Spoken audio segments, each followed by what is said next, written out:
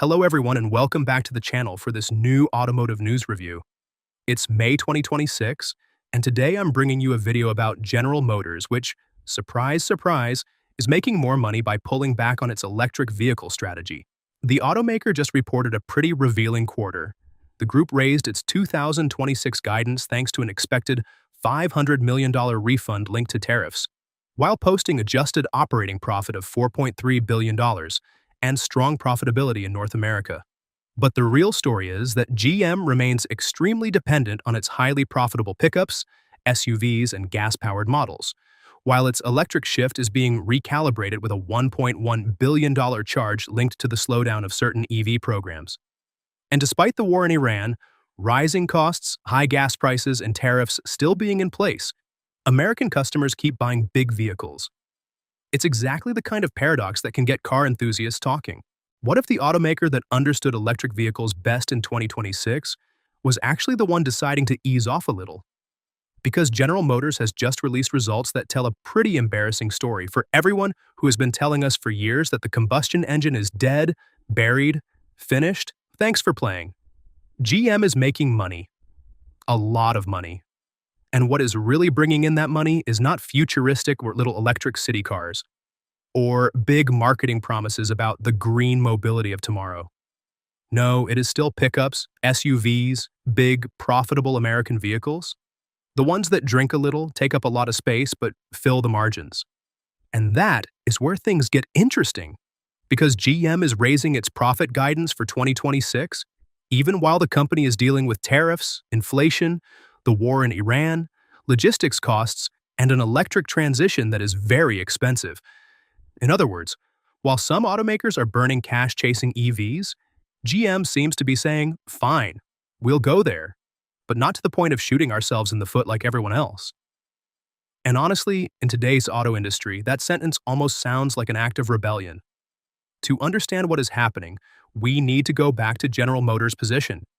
GM is Chevrolet, GMC, Cadillac, Buick. It is one of the historic pillars of the American auto industry, a manufacturer that dominated the U.S. market for a long time, and that remains extremely powerful today in pickups, SUVs, commercial fleets, and large family vehicles. But like everyone else, GM has been pushed very hard toward electric vehicles. The company invested billions in EV platforms, batteries, Ultium, electric Cadillacs, electric Chevrolets, and future zero-emission models. On paper, it looked beautiful. In investor presentations, it looked even more beautiful. The ESG score was through the roof. But in real life, there is one small detail people often forget. Customers actually have to buy the cars. And above all, those cars have to make money. And that is where the story gets spicy. Because GM has just shown that the heart of its business, the thing that really protects its margins, is not electric yet. It is traditional America. Big pickups, SUVs, well-positioned, heavily optioned models sold at high prices with comfortable margins. The famous green transition looks great on posters, but in Detroit, pickups are still the ones paying the bills. In the first quarter of 2026, GM reported adjusted operating profit of $4.3 billion. That is huge, especially at a time when other groups like Stellantis are losing billions and thinking about sacrificing brands. GM is even raising its full-year adjusted operating profit forecast, now expected to be between $13.5 billion and $15.5 billion. So why the increase? First, because of something very specific. GM is expecting a $500 million refund tied to certain tariffs imposed under Donald Trump, which were eventually struck down by the U.S. Supreme Court. So yes, we have a very American scene here. Tariffs imposed to protect the industry, which end up costing American companies billions before a court decision allows some groups to claim a refund. You could almost turn it into a Netflix series. Tariffs, pickups, and trouble. But be careful, this refund does not mean GM is done with the problem. The automaker still expects between $2.5 billion and $3.5 billion in tariff-related costs for the year. So the $500 million is nice, but it is not exactly Christmas at Chevrolet. It is more like finding a $100 bill in a jacket, right before receiving a $300 bill. Then, GM is still benefiting from a resilient American market. And this is the most interesting point. Despite economic uncertainty, despite high gas prices, despite the war in Iran pushing some costs higher, American customers keep buying expensive vehicles. Pickups are still selling very well. SUVs remain in high demand, and the average price of GM vehicles in the United States is around $52,000. $52,000. We are talking about a market where a new car is almost becoming a luxury product, yet consumers are still signing the paperwork. And GM obviously loves that because a well-equipped Silverado, a GMC Sierra, a Tahoe, a Yukon, or an Escalade does not bring in the same money as an electric compact sold with discounts and losses. GM even says its North American margins were above 10% for the quarter. In the mainstream auto industry, that is very solid. And that number tells a very simple story. When GM sells what Americans actually want to buy, the money comes in. Now let's talk about the sensitive subject, electric vehicles. GM is not saying it is giving up on EVs. On the contrary, the group points out that it is number 2 in the US electric market, behind Tesla. So we should not caricature it. GM is still investing. GM is still launching models. GM is still working on its batteries, platforms, technologies, and services. But the pace is changing. The automaker recorded a $1.1 billion charge linked to the slowdown of certain electric programs and agreements with suppliers. Translation in plain English, GM had planned a faster EV ramp-up. Volumes are not following as expected. So the company has to adjust its industrial setup, review its commitments, calm down certain projects, and pay the price. And this is where we get to the heart of the problem. For years, consumers and investors were sold an almost linear electric transition. Every year, more EVs, faster, everywhere, for everyone. Except the real market is much more complicated. Customers look at the price. They look at range, they look at charging, they look at resale value. They also look at their daily use. And sometimes, incredible surprise, they decide that a good old gas-powered or hybrid SUV fits their life better than a $70,000 electric vehicle that requires planning road trips like an Apollo mission. Electric was supposed to replace combustion. For now, at GM, combustion is still financing electric, and that sentence probably sums up the entire auto industry right now. Another important point, GM is watching the war in Iran very closely. Why? Because this kind of conflict goes beyond gas prices at the pump. It also affects raw materials, logistics, components, transportation costs, and supply chains. GM is talking about pressure on material costs, chips, and transportation. The group even had to redirect thousands of SUVs originally planned for the Middle East. So even if US sales remain strong, the global environment is much more unstable.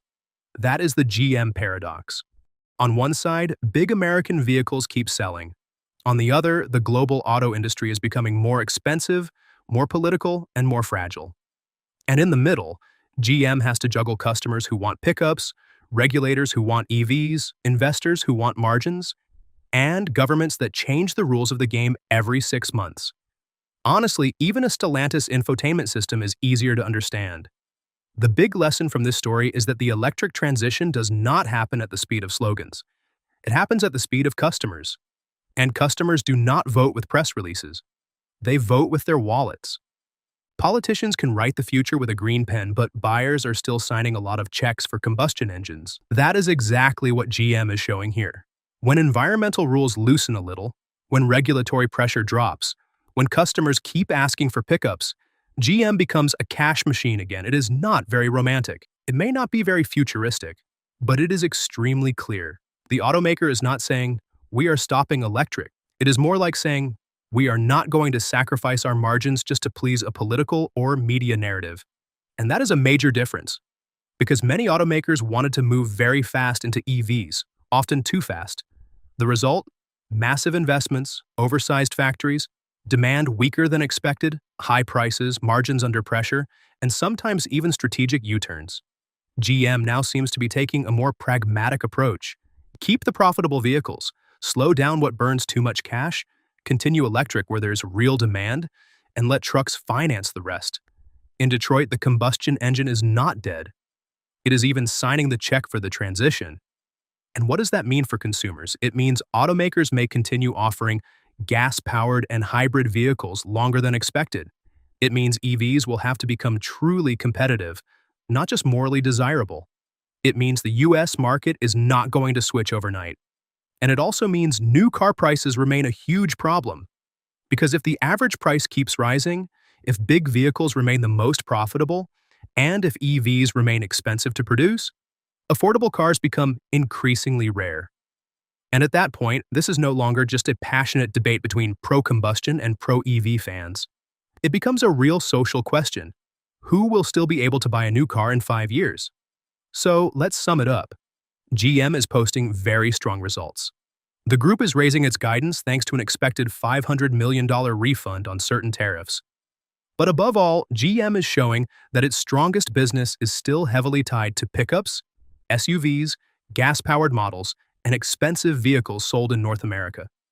At the same time, electric continues to move forward, but with more caution, more discipline, and clearly less blind enthusiasm than a few years ago.